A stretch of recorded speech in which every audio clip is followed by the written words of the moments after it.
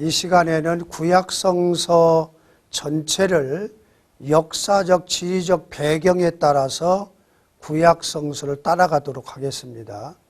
아마 여러분 도움이 될 것 같습니다.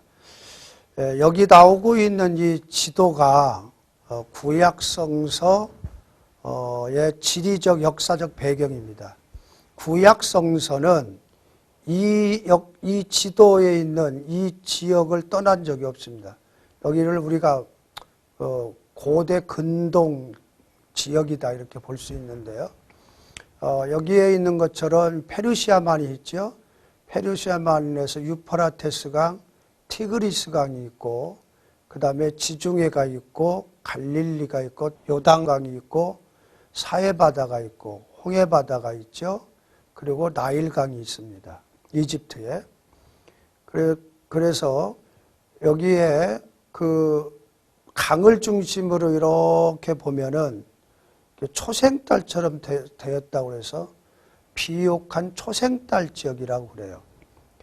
Fertile Crescent라고 그러는데, 여기에 유프라테스와 티그리스 강을 중심한 메소포타미아 문명과 나일강을 중심으로 한 이집트 문명이 인류 최초의 문명이잖아요. 그래서 요 메소포타미아 문명과 이집트 문명이 교차되는 여기가 가나안, 팔레스틴 땅입니다. 그래서 하나님께서 이 팔레스틴 땅을 아브라함과 후손한테 주신 것은, 이것은 아무렇게나 한 것이 아니라 하나님이 심사숙고를 해가지고 주신 땅입니다. 인류 최대의 문명의 교착지고, 이쪽으로는 아프리카, 또 이쪽으로는 아시아, 이로 쭉 가면 유럽이 있잖아요. 그리고 여기는 사막지대가 있고, 그리고 갈릴리 지역에 비옥한 땅이 있는가 하면, 또 남쪽에도 또 시나이 반도에 사막이 있고, 여기는 또 해양성 기후와, 하여튼 이스라엘 땅은 다양한 기후에 다양한 토양, 그리고 고대 근동의 중요한 제국들의 흥망성쇠의 틈바귀에서 영향을 받고 같이 견뎌왔던 그러한 지역의 그 지리적, 역사적 배경을 가지고 있습니다. 그래서 구약성서는 요 비옥한 초생달 지역을 넘어간 적이 없어요. 여기서 다 이루어진 역사를, 역사 안에서 이루어진 하나님의 계시의 사건, 하나님의 섭리를 기록한 책이다 이렇게 볼 수가 있겠습니다. 자, 그러면 여기서 이제 아브라함이 여기 갈대아 우르에서 하나님의 이 하란으로 옵니다. 하란으로 오고서 하란에서 하나님의 부름을 받아서 이 가나안 땅에 오게 되죠. 가나안 땅에 왔다가 기근 때문에 이집트로 애굽에 내려갔다가 다시 돌아오고, 그리고 창세기를 보면은 야곱 가정이 요셉 때문에 애굽으로 내려가는 그런 것으로 그 창세기가 그 내용으로 되어져 있습니다. 그런 다음에 창세기 다음에는 출애굽기죠. 출애굽기는 출애굽을 해가지고 시내산까지 오는, 이것이 1장으로부터 18장까지 내용입니다. 그래서 시내산에 와서 하나님과 계약을 맺는다고 그랬죠, 제가. 그래서 여호와 하나님과 이스라엘과 모세를 통해서 계약을 맺는데, 그걸 뭐라고 그랬죠? 시내산 계약이라고 그랬죠. 그것이 출애굽기 19장의 내용이에요. 그러면 계약을 맺으면 계약의 법이 필요하잖아요. 그 계약의 법이 20장에 있는 십계명을 비롯해서 24장까지의 계약의 법이 쫙 주어집니다. 율법이죠. 그리고 25장에서부터 40장까지는 이제 시내산을 떠나야 되잖아요. 시내산을 들고 갈 수 없잖아요. 그래서 시내산의 하나님의 만남의 장소와 똑같은 성소, 성막이라고도 하고 성소라고도 하고, 성막을 하나님이 계시로 만들라고 그런 설계도를 주시고 그것대로 모세와 그 백성들이 성막을 만듭니다. 그 성막을 만든 것이 25장에서 40장까지의 내용이에요. 예를 들면 시내산 꼭대기는 모세만 들어가잖아요. 그런 것처럼 성막의 지성소에는 대제사장이 1년에 한 번만 들어가도록 되어 있고, 그 다음에 성소에는 제사장들이 들어가는 것처럼 시내산 중턱에는 이스라엘의 대표자들이 올라갔었고, 그 다음에 이스라엘 백성들은 그 시내산 밑에서 하나님을 뵙고 모세의 전달상을 받았던 것처럼 성막의 바깥들, 안뜰, 번제단에 있는 안뜰은 백성들이 들어가는, 그래서 시내산과 똑같은 구조를 만들어서 하나님을 만나는 장소를 이제 들고 다니는 포터블 슈라인, 들고 다니는 신전이나 같은 거예요. 이걸 가지고 이제 떠나게 되는 거죠. 근데 이제 성막이 되어져 있으니까 성막에서 이제 하나님께 나가는 거예요. 하나님 만나려고 하다 보니까 하나님은 거룩하시잖아요. 그럼 이스라엘 백성은 죄가 있기 때문에 거룩해지려면, 하나님을 만나려면 죄를 없이 해야 되죠. 그 죄를 없이 하기 위해서 주어진 제도가 레위기서에 1장으로부터 16장까지 주어지는 제사 제도예요. 제사 제도. 이따 좀 말씀을 드리겠습니다. 그 제사 제도를 주어지고, 그럼 언제 제사를 드리느냐, 때에 대한 것이 바로 17장에서 27장까지 나오는 절기제도예요. 그래서 출애굽기 25장에서 40장까지의 성막, 그 다음에 레위기 1장으로 16장까지의 절기제도, 17장에서부터 27장까지의 1장으로 16장까지 제사제도, 17장에서 27장까지 절기제도, 요 세 가지가 이스라엘, 특별히 구약 종교 의식의 세 가지 요소입니다. 구약 종교, 구약의 종교 의식은 이 세 가지로 되어졌는데, 그게 출애굽기, 레위기에서 다 이루어지고, 그 제도를 가지고 이제 이스라엘 백성들이 광야길을 가는 거예요.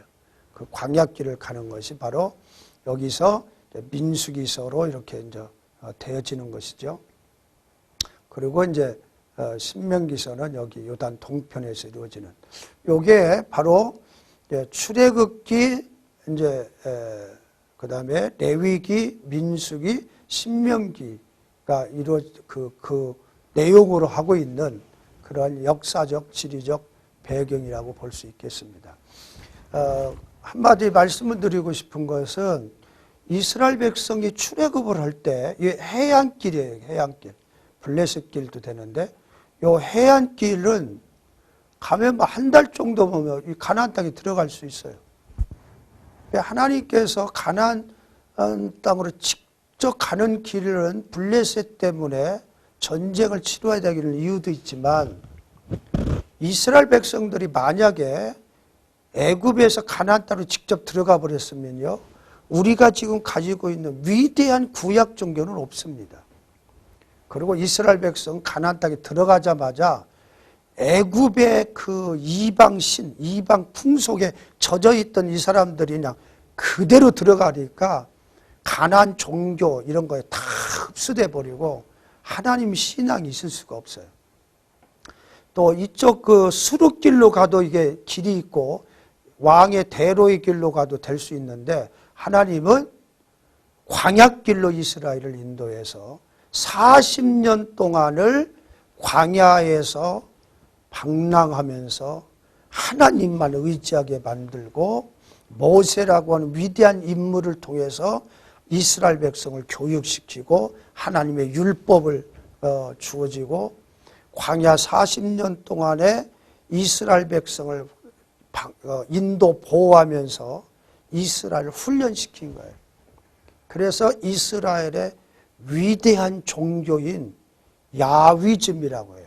여호와 신앙, 구약 종교가 나타나고 모세 오경이 기록이 되지고 위대한 구약 신앙이 이루어지는 거예요. 그것도 이 광야 이 기간 동안에 출애굽 세대 중에서 20세 이상으로 출애굽 온 사람은 광야에서 다 죽어요. 여호수아 갈렙에는. 그리고 새로운 세대, 광야에서 태어난 새로운 세대와 20세 이하의 사람, 출애굽 세대가 살아있는 사람들, 그 사람들만 가나안 땅에 들어가게 되죠. 그래서 애굽의 모든 이방적인 거 요소가 다 없어지고, 그래서 새로운 세대가 가나안 땅에 들어가는, 그래서 여호와 종교가 형성되어지는 걸 볼 수가 있습니다. 그래서 광야 40년은 굉장히 중요한 겁니다. 우리에게 주어지는 시련과 고난이 필요할 때가 있을 때 하나님 우리를 훈련시키는 거예요. 결코 우리를 어렵게 만들고 우리를 버린 것이 아니에요. 더 훌륭한 하나님의 백성을 만드시려고 할 때 이런 광야 같은 시간들이 있어요.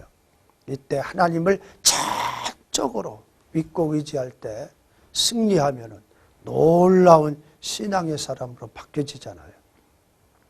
자, 이게 이제 시내산에서 하나님과 이스라엘과 계약을 맺는 그런 광경 19장의 내용이 여기 있습니다. 그래서 이스라엘 백성들은 밑에 두려움으로 다 이렇게 하나님을 향하고 있고, 모세가 산에 올라가서 하나님의 말씀을 가지고 백성들한테 와서 전달을 하고, 그러면 우리가 다 듣겠나이다 하면 하나님께 올라가서 또 하나님께 아뢰고, 그래서 계약을 맺는 광경이 19장의 내용입니다. 19장의 내용이 바로 시내산 계약, 아까 말했던 것처럼 여호와는 우리 이스라엘의 하나님이요 이스라엘은 여호와의 백성이도다. 그래서 출애굽을 해가지고 멋물르던 그들이 시내산 계약을 통해서 자기들의 아이덴티티, 자기들의 정체성을 확인하게 되는 거예요. 아, 여호와는 우리의 하나님이시다. 우리도 교회에 나와가지고 멋물르게 나왔다가 성령을 통해서 물과 성령으로 거듭나면서 예수님의 십자가를 깨달으면서, 아, 여호와 하나님은 바로 나의 아버지 하나님이시고 예수님은 나의 구세주라고 이렇게 확인될 때, 이때부터 이제 실제적인 그리스도인이 되는 것처럼 시내산 계약이 그만큼 중요한 것이 되어집니다. 여기 그림에 있는 것처럼 십계라는 영화를 보셨죠? 여기에 내용이 바로 출애굽기를 중심으로 되어진 것인데, 그 이제 20장에서 계약의 법인 십계명이 주어지죠. 그 십계명의 내용을 보면은 첫째 계명에서부터 넷째 계명은 한마디로 하나님을 사랑하는 방법이에요. 첫째 계명은 경배 대상을 분명히 하라는 거예요. 그래서 성 위에 관한 거예요. 다른 신을 위하지 말고 오직 한 분 여호와 한 분만을 섬겨라. 두 번째는 경배 방법입니다. 다른 종교는 전부 다 다실론이고 우상을 다 있는데 이스라엘의 하나님은 창조주기 때문에 어떠한 피조물로 표시할 수가 없다는 거예요. 그래서 형상을 만들지 말고 우상에게 절하지 말고, 이 경배 방법이에요. 그 다음에 세 번째 계명 경배 정신입니다. 이방 종교들은 신의 이름을 가지고 그 신들을 위협하기도 하고 조종하려고 그랬어요. 그런데 성호에 관한 것인데, 너는 여호와의 이름을 망령되이 부르지 말라. 하나님의 이름을 함부로 자기들의 어떤 뭘 위해서 사용할 수가 없다는 거예요. 그 다음에 네 번째는 경배 시간이에요. 성일에 관한 거예요. 안식일을 기억하여 거룩하게 지켜라. 이것이 하나님을 사랑하는 경배하는 방법이에요. 그래서 이제 5번째부터 10번째는 이것은 이웃 사랑의 방법입니다. 이웃 사랑. 그래서 대인 계명에 속한 것이죠. 두 번째 돌판이죠. 그래서 거기에 첫 번째가 대인 중심의 부모 공경. 그 다음에 6번째는 이웃 생명에 대한 거. 7계명은 이웃 정조에 관한 거. 8계명은 이웃 재산에 관한 거. 9계명은 이웃 명예에 대한 거. 그 다음에 10번째는 이웃 가정에 관한 계명으로 이웃을 어떻게 최소한 이건 지켜라. 사랑의 방법이 되어집니다. 그래서 구약도 결국은 하나님 사랑과 이웃 사랑이에요. 그런데 신약도 사랑이잖아요. 근데 구약의 사랑과 신약의 사랑이 틀려요. 구약은 네가 사랑하는 거예요. 사랑의 주체가 인간 나예요. 그래서 십계명 전체를 보면 우리 한글 그 찬송가에 있는 것은 너 이것이 번역이 안 됐는데 원어에 보면 너는 너 이것이 되어 있어요. 그래서 구약의 사랑은 인간 나로부터의 사랑이라면 신약의 사랑은 하나님 예수님께서 내가 너희를 사랑한 것 같이 하나님으로부터의 사랑이에요. 인간으로부터의 사랑은 완전 실패예요. 율법을 지킬 수가 없잖아요. 그래서 율법으로는 구원받을 수가 없고 하나님의 사랑으로 말미암는 십자가의 복음으로 구원받는다는 것입니다. 자, 이런 율법을 수여받고 성막과 제사제도, 절기제도 이 모든 것을 다 계시를 받은 이스라엘 백성이 준비를 해가지고 이제 시내산을 떠나게 되죠. 그것이 이제 민수기서인데 불기둥과 구름기둥이 딱 서 있을 때는 이렇게 성막을 중심으로 동서남북에 3지파씩 이렇게 딱 텐트 초막을 짓고서 생활하다가 그리고 하나님께 나와서 제사를 드리고 또 돌아가고 이것이 성막이 광야 인도의 중심부에 이 200만 명이 넘는 이스라엘 백성을 딱 통치하는 하나의 방법도 되고 조직화하는 방법이 되어집니다.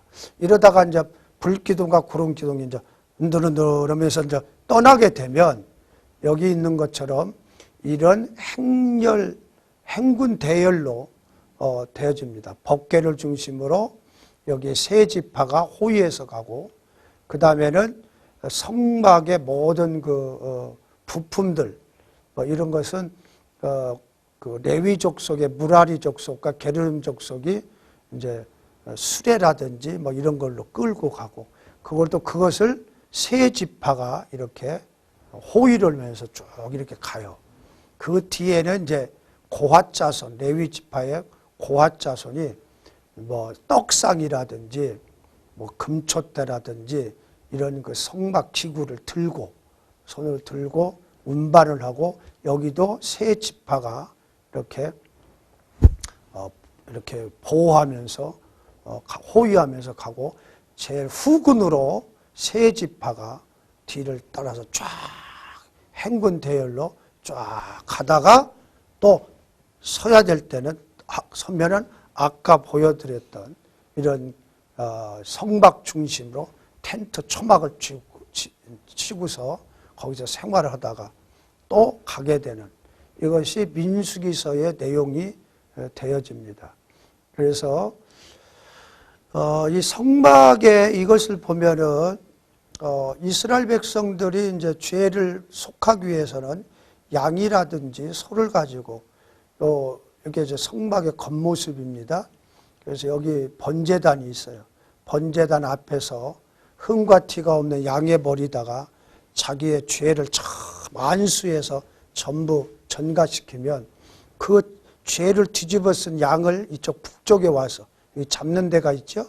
여기서 잡아가지고 각을 뜨고 피를 받고 가죽을 벗기고 그래가지고 여기 물두멍에 내장 같은 걸 씻고 해가지고 그 제물을 여기 제사장한테 주면 요 번제단에 올라가는 것은 전부 태워요.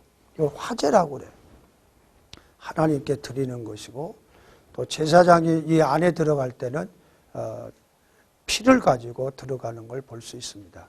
이걸 평면도로 보면은 이 동쪽 문이 이제 출입구인데 여기에 번제단, 물두멍, 여기가 성소, 성소 안에 보면은 여기가 금촛대, 떡상, 금촛대, 그 다음에 향단이 됩니다. 그리고 분향단이죠. 그다음에 여기 이거 휘장이 있고 휘장이 이제 성소와 지성소를 나눕니다. 그 지성소 안에는 법궤가 있습니다.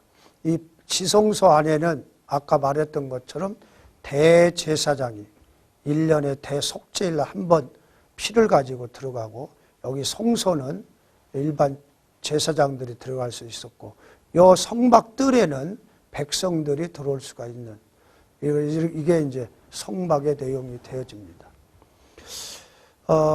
그래서 이걸 보면은 하나님께 나가는 길이에요.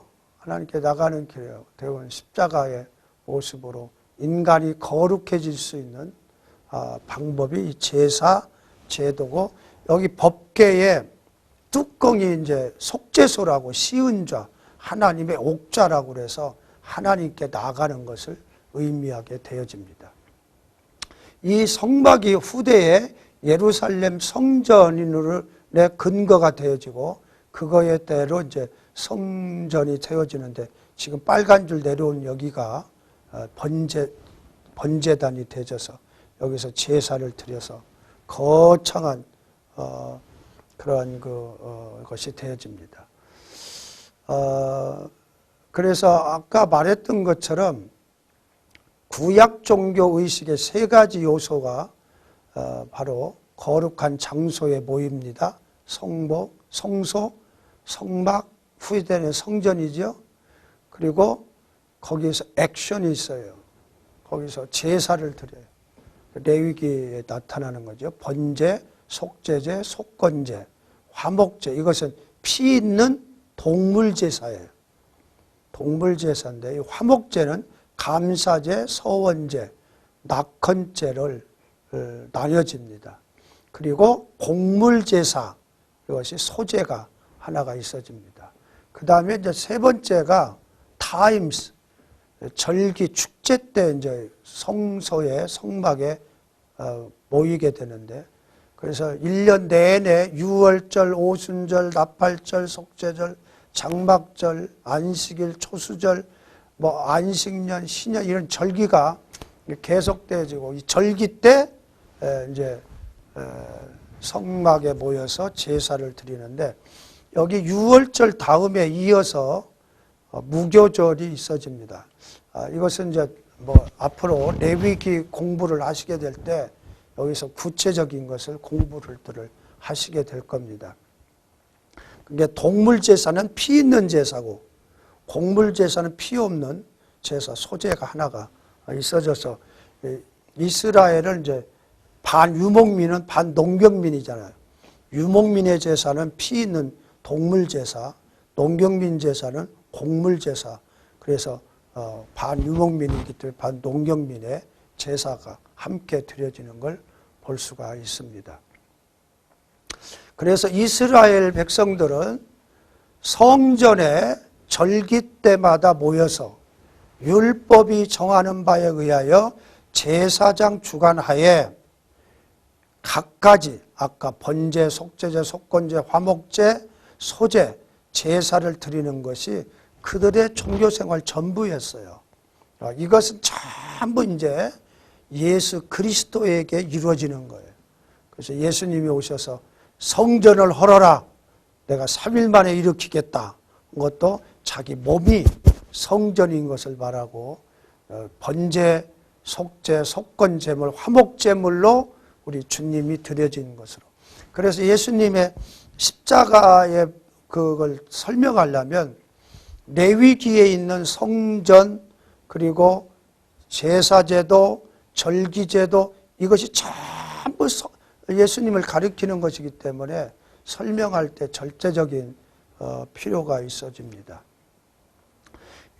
대제사장의 그 제사장 복인데 여기에 다 12지파와 모든 이 보석 하나하나가 예수 그리스도를 상징하는 내용으로 다 의미가 있는 것을 볼 수가 있습니다.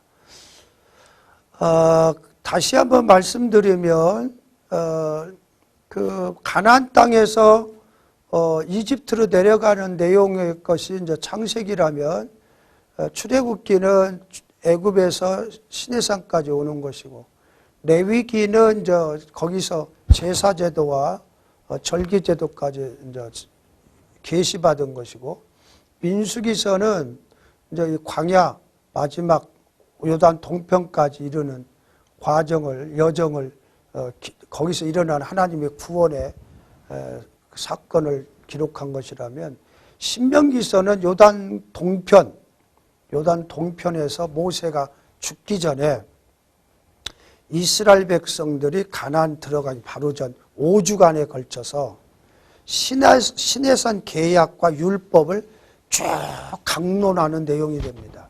왜냐하면 출애굽해서 20세 이하만 지금 살아있는 사람하고 광야에서 태어난 사람들이기 때문에 시내산 계약에 참석을 못했잖아요. 그 사람들이 이제 가나안 땅에 들어가려고 하다 보니까 한심하거든요. 계속 하나님을 배신하고 우상 숭배에 빠지는 걸 보면서 모세가 죽기 전에 5주간에 걸쳐서 시내산 계약 내용과 율법을 쫙 그 정리해서 강의하는 내용이 신명기서예요. 그래서 신명기는 법전이에요. 그래서 이 신명기는 가나안 땅에 들어간 이스라엘 백성들의 헌법과 같은 거예요. 그래서 아주 중요한 책이 되어집니다. 자, 그다음에 이제 모세는 이제 요단강 동편에서 여호수아한테 모든 것을 인계한 다음에 죽습니다. 가나안 땅에 못 들어가고. 그런데 성경의 신명기서에 보면은 모세의 시체도 흔적도 없어요. 그건 하나님께서 모세의 시체가 남겨지면 이스라엘 백성들이 가지고 그 뼈 같은 걸 가지고 가면 우상화가 됐기 때문에 너무 위대한 인물이라 우상화가 될까 봐 아주 그냥 시체까지 싹 없애버려요. 그리고 여호수아에 의해서 여호수아서의 내용입니다. 여호수아가 여리고성, 아이성 중부전선, 그 다음에 남부전선 5나라들, 이거 다 소도시국가들이었습니다. 그 당시에. 5나라가 연합군을 상대로 승리를 합니다. 이게 연합군이 아니고 하나하나 이걸 한다고 했으면 피곤해서 못해요. 그런데 중부전선, 남부전선에서 이기고 그러다 보니까 저 북쪽에 31개의 성왕들이 합쳐가지고 거기서 승리를 해버려요. 일단 전쟁을 끝내고 여기 있는 것처럼 12지파별로 땅을 분배를 하게 되어집니다. 이것이 이제 여호수아서의 내용이고 이 12지파별로 땅을 분배해서 살아가던 그것이 사사기서예요. 사사기서는 사사들의 활동을 중심으로 한 군주국가 이전의 이스라엘의 정치 제도인데 이 사사들은 왕이 아니에요. 각 지파의 영웅들입니다. 그래서 동시대에 2명도 있을 수 있고 3명도 있을 수 있어요. 그래서 이 사사들을 중심으로 해서 12지파가 흩어져 있지만 이제 12지파 동맹체를 이루어 가지고 그래서 각각의 지파가 연합해서 하는데 왕이 없는 그런 동맹체 형식으로 가다가 그러다가 이제 결국은 왕을 구하게 되지요. 그것이 이제 사무엘서로 들어오면서 이제 사무엘을 통해서 사울 왕이 이제 왕이 되어지는 첫 번째 왕조가 이루어지죠. 근데 여기서 중요한 것은 왜 다윗 왕이 언약의 왕이거든요. 창세기에 보면은. 그런데 사울은 베냐민 지파 사람이에요. 그러기 때문에 베냐민 지파는 하나님의 언약의 왕이 아니에요. 근데 이 12지파로 흩어진 이것을 통합해서 통일 왕국을 이루려고 그러면 유다 지파의 다윗 왕 가지고는 안 됩니다. 왜냐하면 갈등 구조가 있어서. 그래서 하나님께서는 임시적으로 잠정적으로 가운데에 있는 지파고 제일 막내 지파가 베냐민 지파잖아요. 예루살렘 성이 있는 이 베냐민 지파의 사울을 왕으로 세워가지고 통일 왕국을 이루어요. 그러고서 사울 왕 밑에 다윗을 넣게 되죠. 그러나 성서의 흐름에 보면은 유다 지파에서 왕조가 돼야 되기 때문에 사울 왕은 아주 단명하게 왕조는 계속되어야 되잖아요. 그런데 사울 왕으로 끝나게 됩니다. 그게 뭐냐면 길보아 전투에서 사울 왕이 아주 비참하게 세 아들하고 한꺼번에 다 죽어버려요. 그래서 왕조가 되지 못하고 다윗 왕이 다 2대 왕조가 돼가지고 통일 왕국을 2대 왕조로 세워지는 섭리가 거기에 있어진 걸 볼 수 있습니다. 이것이 사무엘 상의 내용이에요.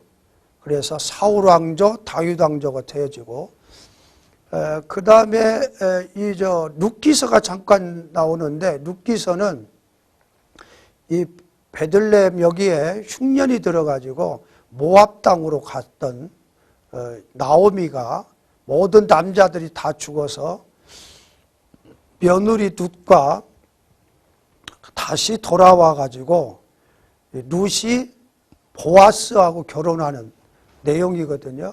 그래서 이것은 다윗 왕의 증조 할머니가 이방 여인, 모압 여인 룻이 되어졌는데 룻이 보아스, 오벳, 그 다음에 누구죠? 이세, 다윗 이런 그 다윗 왕의 족보를 씨 흐름을 나타내는 것이다 이렇게 볼 수 있습니다. 자, 이게 이제 사울 왕조의 땅입니다.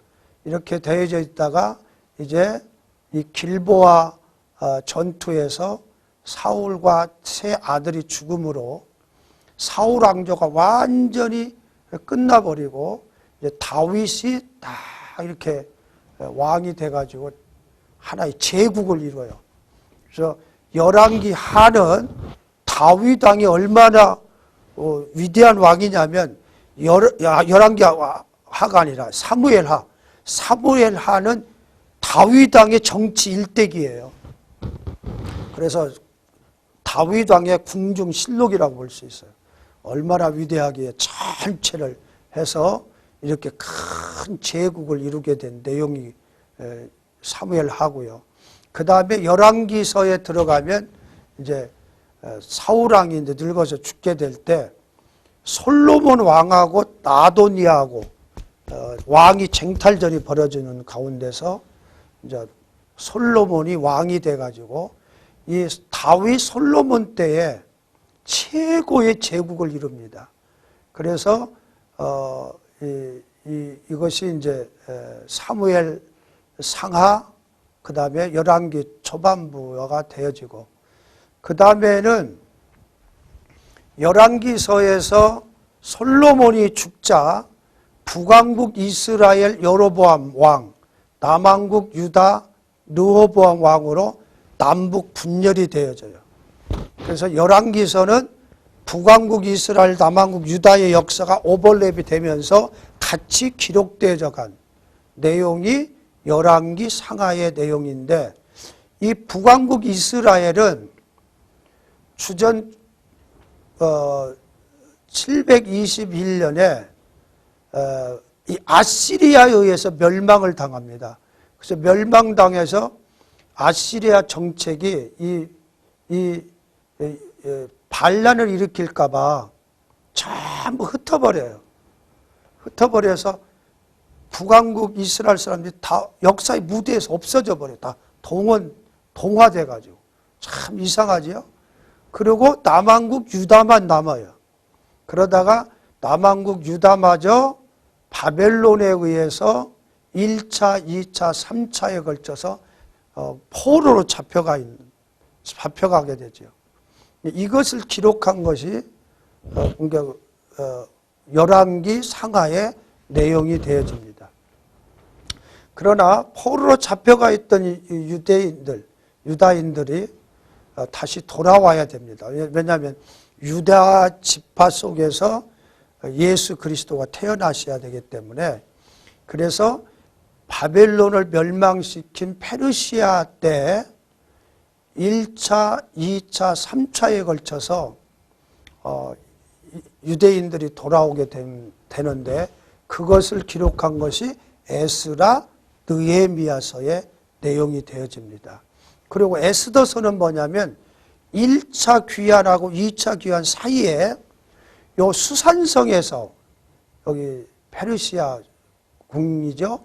여기서 그 조서를 내려가지고 요 127도에 속하는 요 페르시아 내에 있는 모든 유대인들을 다 죽이라는 거예요. 이때 모르드게와 에스더에 의해서 유대인들이 살아나는, 그래서 예수님의 족보가 연결되어질 수 있도록 하는, 그래서 예수님이 태어나게 되거든요. 이것을 기록한 것이 바로 에스더서의 내용이 되어집니다. 이렇게 해서 구약은 페르시아 시대에 유대인들이 1차, 2차, 3차에 걸쳐서 예루살렘으로 팔레스틴 땅으로 돌아온 이것을 기록하는 것이, 그것이 에스라 느헤미야서의 내용이 되어지면서 여기에서 구약은 끝을 맺고 역사가 여기까지가 되어집니다. 이것이 이제 구약의 역사의 내용이 되어집니다. 그러나 그 일반 역사는 계속 되어지죠. 그 다음에 이제 헬라 시대 때 로마가 되어지면서 로마 시대 때 예수 그리스도께서 태어나시는 것을 볼 수가 있습니다. 마지막으로 제가 요약을 좀 하겠습니다.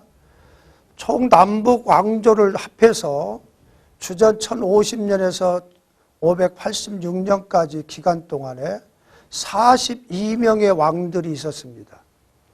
첫째는 사울 왕과 다윗, 솔로몬, 이 세 명의 왕은 통일 왕국의 왕이었습니다. 그런데 솔로몬이 죽자 통일 이스라엘은 북왕국 이스라엘과 남왕국 유다로 나뉘어집니다. 북왕국 이스라엘은 여로보암 왕에서부터 호세아 왕까지의 19명의 왕이 주전 930년에서 주전 721년, 여기 21년으로 이스라엘 왕국이 계속되어지고, 그러다가 아시리아에 의해서 멸망을 당하게 됩니다.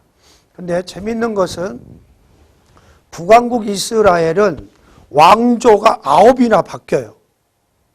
그 왕조가 바뀌었다는, 지파가 바뀐다는 거예요. 그래서 19명의 왕이 집권을 해요. 근데 쿠데타에 쿠데타, 암살에 암살로 되어집니다. 예를 들면 8명의 왕은 암살, 자살로 끝나고, 시므리 왕 같은 사람은 단 7일 동안만 왕위에 앉았을 뿐입니다. 근데 이들은 법궤가 예루살렘이 없기 때문에 저 단과 베델에 금송아지, 법궤가 없으니 금송아지를 올려놓고 바알 제단을 섬기기도 하고, 하나님이 인정한 왕이 하나도 없어요. 그래서 거기에 수도인 사마리아가, 북왕국이 721년경에 아시리아에서 함락돼서 아까 말한 것처럼 역사의 무대에서 다 없어져 버려요. 열 지파라고 그러지만 베냐민 지파도 거의 북쪽으로 가버려요. 그래서 다 없어지고, 그 다음에 남한국 유다는 르호보암에서 시드기야 왕까지 20명의 왕이 유다 왕국을 다스렸습니다. 남한국 유다는 다윗의 영원한 왕조 계약 신학의 근거에서 단일 왕조로 계속돼서 메시아 왕권에 연결이 되어져서 남한국 유다가 왕조가 멸망당했지만 예언자들의 예언 속에서는 메시아가 오는 날 다윗의 무너진 장막 왕조가 회복될 것을 말을 하고 있습니다. 그게 바로 예수 그리스도의 메시아 왕국을 내다보고 있는 것입니다. 9명의 왕은 비교적 여호와 보시기에 선했다고 되어 있고 43명은 악한 왕으로 설명이 되어지고 있습니다. 그러면 왜 이스라엘은 왜 패망했는가? 예언자들의 예언 속에는 생명의 근원이신 하나님을 버렸다. 물을 저축하지 못할 웅덩이를 택했다 하면서 심판을 선언합니다. 그러나 예언자들의 모든 예언은 역사의 어두움 속에서 심판을 선언하지만 마지막이 언어가 심판이 아닙니다. 그 어두움을 깨뚫고 쫙 다가오는 햇살이 있어요. 그것이 메시아 사상입니다. 예루살렘에 소수의 의롭게 살려오는 소수의 무리, 의인, spiritual minority in Jerusalem, 예루살렘에 영적으로 살려오는 소수, 렘넌트, 남은 자에게 소망을 가지고 메시아 사상이 쫙 오게 되면서, 그래서 메시아를 바라보면서 마지막 예언자들의 언어는 구원이 되어지고 메시아를 통한 영광스러운 하나님의 나라의 완성, 이걸로 매듭을 짓게 되어집니다. 이것이 이제 예수님 오실 때도 메시아를 간절히 기다리게 되는 근거가 되어집니다. 고맙습니다.